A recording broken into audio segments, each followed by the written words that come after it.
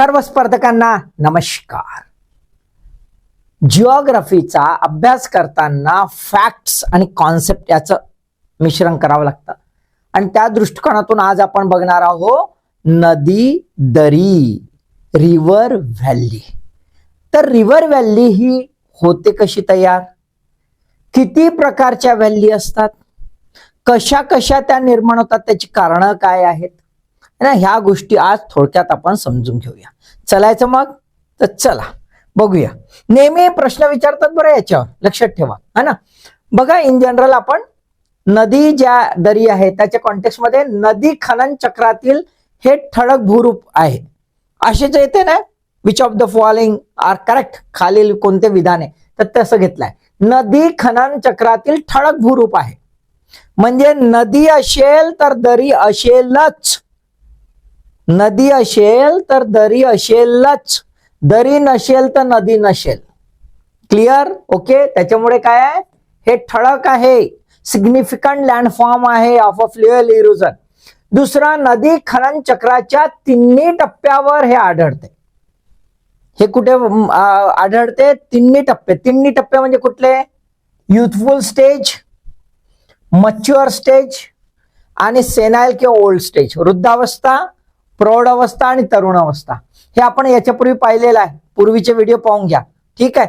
आता तिन्ही अवस्थेमध्ये, नदीच्या खनन चक्राच्या तिन्ही अवस्थेमध्ये हे आढळते. क्लिअर? ओके. तिसरं, प्रत्येक टप्प्यावर मात्र याचा आकार विभिन्न असतो. प्रत्येक टप्प्यावर याचा आकार विभिन्न असतो. विभिन्न मग कसा? तर प्रौढ तरुण अवस्था बघा, युथफुल स्टेज काय आहे? V shape. काय आहे? व्ही शेप किंवा आय शेप पण राहू शकते. व्ही शेप किंवा आय शेप, व्ही शेप किंवा आय शेप. बरोबर आहे? ठीक आहे. असा व्ही शेप असेल किंवा आय शेप असेल. मच्युअर स्टेजला कसा आहे? U shape. ओपन आहे. कसा आहे? ओपन यू शेप आहे. ओपन यू शेप आहे है ना. आणि वृद्धावस्थेला काय आहे? कॉन्केव शेप, अवतल आकार, बशी सारखा, असा सॉसर सारखा, असा आकार. आलं लक्षात? म्हणजेच आपल्याला तीन टप्प्यावर तीन वेगवेगळ्या दऱ्यांचे आकार आपल्याला दिसून येतात प्रत्येक टप्प्यावर. आता प्रत्येक दरीच्या प्रकाराचे विशिष्ट कारण आहे. सर्वांसाठी सारखं कारण नाही. प्रत्येक प्रकारची दरी जी आहे त्याचं कारण हे विशिष्ट कारण आहे. तर कसं? तर व्ही शेप जर असेल किंवा आय शेप असेल तर ऊर्ध्वपाती खनन, व्हर्टिकल इरोजन, बॉटम इरोजन जे आहे म्हणजे नदीचं तळ जे आहे ते सातत्याने खोलवर खोदल्या जातं. व्हर्टिकल इरोजन, केवळ व्हर्टिकल नाही तर इन जनरल हे युथफुल स्टेजला असतं म्हणून शीर्ष अपक्षरण, हेडवर्ड इरोजन. म्हणजे नदी जर अशी असेल तर अशी खोल पण खोदल्या जाईल आणि मागे पण खोदल्या जाईल. असं असेल तर व्ही शेप किंवा आय शेप राहील. क्लिअर? ओके. बिलकुल पाठ करायचे, असेच प्रश्न राहतात आणि मग दंडी उडते. क्लिअर? इथे या दोघांचं काय असेल? डॉमिनेशन असेल. याचं वर्चस्व असेल. काय असेल? डॉमिनेशन असेल. डॉमिनेशन असेल, वर्चस्व असेल. म्हणजे याचा अर्थ पार्श्ववर्ती जे आहे म्हणजे असं लॅटरल इरोजन होत नाही का इथे? तर होते, पण त्याचं प्रमाण अल्पस आहे. कसं आहे? अल्पस आहे, निग्लिजिबल आहे in related with the vertical erosion and headword erosion. Clear? Clear? लक्षात आलं? ठीक आहे. मग आता हेडवर्ड इरोजन आणि वर्टिकल इरोजन होण्याचं कारण काय आहे? की वॉटर डिस्चार्ज खूप असतो असं आहे का? नाही. पण ग्रेडियंट जो आहे, उतार, कारण हा पर्वतात असतो, ग्रेडियंट जे आहे, उतार जो आहे तो अत्यंत तीव्र असतो आणि तीव्र असल्यामुळे जे काही पाणी आहे त्याची ट्रान्सपोर्टिंग कॅपॅसिटी वाढते आणि जो रिव्हर लोड आहे त्याला जबरदस्त खाली आदळत नेते आणि मग रांजण खडके वगैरे तयार होते. याच्या पूर्वीच्या याच्यात सांगितलंय भूरूपांच्या याच्यात, पाहिलं का? ते पाहून घ्या. ठीक आहे. क्लिअर? मग त्यानंतर जर मॅच्युअर स्टेज बघाल तर इथे कारण बदलली आहे. इथे कारण ऊर्ध्वपाती खनन तर आहे, व्हर्टिकल इरोजन आहे, हेडवर्ड नाही राहणार. आता लक्षात घ्या, हेडवर्ड नाही राहणार. हेडवर्ड कुठं? तरुण अवस्थेमध्ये. मच्युअर अवस्थेमध्ये, प्रौढावस्थेमध्ये तुम्हाला ऊर्ध्वपाती दिसेल, पण सोबतच पार्श्ववर्ती जे आहे लॅटरल इरोजन हे डॉमिनेट असेल. कसे असेल? हे डॉमिनेट असेल. पार्श्ववर्ती खनन जे आहे ते डॉमिनेट असेल, लॅटरल इरोजन डॉमिनेट राहील, आणि ऊर्ध्वपाती खनन हे पण राहील, पण त्याचं प्रमाण कमी राहील in relation with this. Clear?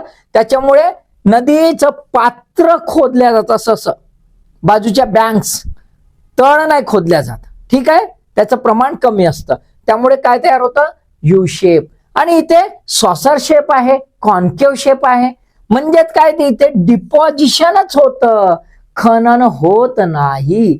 Negligible lateral erosion. आणि व्हर्टिकल तर नो, व्हर्टिकल कुठलंही होत नाही.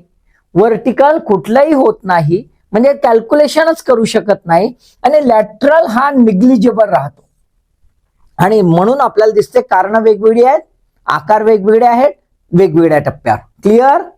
कॉन्सेप्ट क्लिअर झाला? ओके, चला, व्हेरी गुड.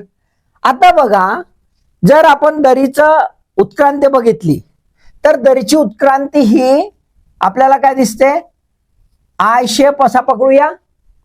आय शेप पासून व्ही शेप, व्ही शेप पासून यू शेप, आणि यू शेप पासून सॉसर शेप. बरोबर आहे? तर पहिल्यांदा हेडवर्ड इरोजन आणि व्हर्टिकल इरोजन म्हणून व्ही शेप. त्याच्यानंतर लॅटरल इरोजन म्हणून यू शेप, आणि त्याच्यानंतर डिपोजिशन म्हणून सॉसर शेप किंवा कॉन्केव शेप. क्लिअर? ते बघा, तुम्हाला अशा प्रकारे दिसेल. आधी आहे ना व्हर्टिकल इरोजन जास्त आहे, मग हळूहळू लॅटरल इरोजन, आणि मग मात्र ओपन. दरी कशी झाली आहे? ओपन झालेली आहे. क्लिअर? राईट. आता याच्यामध्ये प्रश्न कधी कधी फॅक्च्युअल विचारतात. तो कोणता? अँगल ऑफ स्लोप किती? तर आय जर बघितला आपण तर अँगल ऑफ स्लोप तर काय? पूर्णच है ना. जर इकडे पण 90 डिग्री होऊन जाईल. अँगल ऑफ स्लोप हा व्ही मध्ये अबाउट 35 डिग्री, यू मध्ये 45 to 60 डिग्री, आणि सॉसर शेप जे आहे कॉन्केव शेप त्याच्यामध्ये बिलो 7% असतो.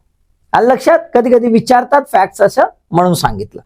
आता आपण बघूया व्ही शेप व्हॅलीचे प्रकार. तर त्याचे दोन उपप्रकार होतात. व्ही शेप म्हणा किंवा आय शेप म्हणा, याचे दोन उपप्रकार होतात. पॉप्युलर आहेत ते म्हणजे एक गॉर्ज घडई आणि दुसरे कॅनियन महाघडई किंवा निदरी. ठीक आहे. आता हे व्ही शेप किंवा यू शेपचे दोन प्रकार होतात. या दोघांमधलं साम्य काय आहे? कारण ते आधी विचारतात. साम्य काय आहे? तर दोन्ही खोल आहेत, अत्यंत खोल है ना, अरुंद आहेत, नॅरो आहेत. म्हणजे हे अशा अशा असते, अशा खोल, हा असा उंच कडार आहे. आलं लक्षात? है ना. व्ही किंवा आय आकाराचे असतील दोन्ही, गॉर्ज म्हणा किंवा कानियन म्हणा, दोन्ही कशा राहतील? डीप, नॅरो, व्ही और आय शेप. क्लिअर? हा दोघांमधलं साम्य. आता फरक काय? तर घडईची लांबी ही कमी असते, घडईची लांबी ही कमी असते, आणि कण्यांची निदरीची लांबी किंवा महागडीची लांबी अधिक असते, याच्यापेक्षा अधिक राहील. ठीक आहे? क्लिअर? आता दोघांची आपण बघूया की निर्मिती कशी होते, काय कारण आहेत है ना. तर घडईची कारण, पहिलं नदीची तरुणावस्था. जेवढ्या काही नद्या ह्या पहाडांतून आलेल्या आहेत, उंच पहाडांतून, म्हणजे हिमालयन सर्वच रिव्हर पकडा, सर्वच नद्यांमध्ये, हिमालयाच्या सर्वच नद्यांमध्ये तुम्हाला घडई दिसेल, म्हणजे दिसेलच. All rivers flowing through the high mountains areas in its youthful stage है ना, वी फाउंड गॉर्ज. पक्क झालं. सर्व हिमालयन रिव्हरला तुम्हाला असा गॉर्ज दिसेल. बघा कसा आहे, हा असा उंचकडा आहे, नॅरो दिसते. ओके. दुसरं असं की जसं भारताच्या द्वीपकल्पात जर बघितलं तर आपल्याला इकडे नद्या दिसतात, महानद्यांपासून, गोदावरीपासून, है ना. या नद्यांमध्ये जिथे धबधबे आहेत त्या धबधब्यांची अधोगती म्हणजे असं गृहीत धरा, हा असा इथून धबधबा आहे, पळत आहे, आणि हा जो पार्ट आहे यातला खनन होत होत होत होत होत मागे, म्हणजे असा धबधबा इथे येतो, मग नंतर इथे, मग इथे, मग इथे. धबधब्याची ही जी आहे वॉल मधली, आतमधली ही जी आहे, इथे धबधबा इथून पडत आहे. आता तो धबधबा मागे मागे मागे मध्ये येत आहे. इथे मात्र अशी वॉल राहत आहे. ही जी वॉल राहत आहे त्याच्यामुळे इथे काय तयार होतो, गॉर्ज तयार होतो. ठीक आहे. हे बघा, हा इकडे उंच कडा, हा इकडे उंच कडा, मधातून धबधबा पडतो. हा धबधबा बराच समोर होता, त्याने तिथून नदी म्हणजे पहाडाला कापत कापत मागे नेला. हा मागे मागे चाललाय, बरोबर आहे. Called as a recession of waterfall. याच्यामुळे सुद्धा होता. आपल्या इकडे महानद्या वगैरे जी आहे, महानदी आहे, गोदावरी आहे, कृष्णा, यांच्यामध्ये आपल्याला अशा प्रकारचं दिसून येतं. ठीक आहे. Gorge clear. ठीक आहे. याची लांबी कमी असते, लक्षात ठेवा. महागडे किंवा निधरी जर बघितलं आपण तर त्याची कारण बघा. तर इन जनरल एरिड एरिया जो आहे, शुष्क एरिया किंवा वाळवंटी भागामध्ये जेव्हा नद्या प्रवाहित होत असतात तेव्हा तिथला जर खडक जो आहे तो जर एकदम टणक असेल, स्ट्रॉंग असेल, रेजिस्टंट रॉक असेल, तर नदी त्याला तोडत तोडत नेते आणि अशा प्रकारची जे आहे घडई तयार करून घेते, है ना. उंच असा उंच काठ आपल्याला दिसून येतो. आणि इथे जी आहे वॉल, ही जी वॉल आहे म्हणजे अशी वॉल जी आहे ती सहसा प्रतिरोधक खडकामध्ये स्मूथ असते, है ना. परंतु जर खडक अल्टरनेट असतील, म्हणजे रेजिस्टंट रॉक असेल, स्ट्रॉंग रॉक असेल, हार्ड रॉक असेल आणि सॉफ्ट रॉक असेल, याचा अल्टरनेट बँड जर असेल तर मग मात्र आपल्याला कसे अशा प्रकारचा पॅटर्न तो दिसून येईल. हे बघा, इथे इन जनरल दिसते आपल्याला इन जनरल अल्टरनेट पॅटर्न, है ना. अशा प्रकारचा अल्टरनेट पॅटर्न जर रेजिस्टंट रॉक आणि सॉफ्ट रॉकच्या लेयर्स असतील तर ह्या सहसा कुठे आढळतात, महागडे. ह्या आपल्याला एरिड एरियामध्ये जेव्हा नद्या वाहतात त्याच्यामध्ये आपल्याला असं दिसून येतं. क्लिअर, लक्षात आलं. यांची उदाहरणं वगैरे जी आहेत ना, आपण निवांतपणे मॅपिंग करत बसूया, मग त्याच्यामध्ये ते जमतं. ठीक आहे.